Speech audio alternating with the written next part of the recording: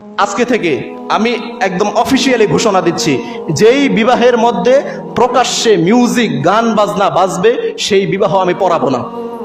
আপনি যদি আমার এই কথা মেনে নিতে পারেন আলহামদুলিল্লাহ, আর যদি মেনে নিতে না পারেন, যদি ভাবেন যে এই ইমাম রাখা যাবে না, আমি একবার সেই দিনই চলে যাব, কোনো সমস্যা নেই, সেই দিনই চলে যাব আমি।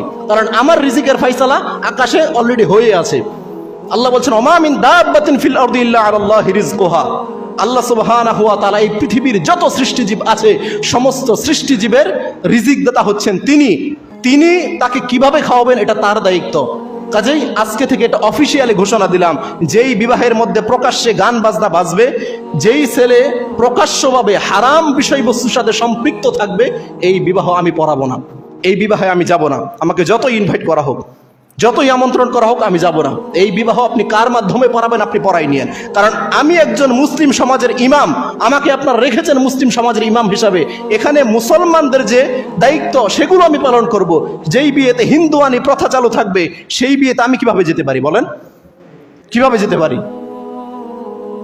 কাজেই আজকে থেকে এটা অফিসিয়ালি ঘোষণা থাকলো যে যেই বিবাহে প্রকাশ্যে গান বাজনা চলবে, যেই বিবাহের যেই ছেলে প্রকাশ্যভাবে হারাম বিষয়বস্তুর সাথে সম্পৃক্ত থাকবে, এদের বিবাহে আমি যাব না। আপনি আপনার বিবাহ পৃথিবীর কোন হুজুর দিয়ে পড়াবেন সেটা আপনার দায়িত্ব। একজন ইমাম হিসাবে, মুসলিম সমাজের নেতা হিসাবে এই বক্তব্য আমি আজকে দিয়ে গেলাম।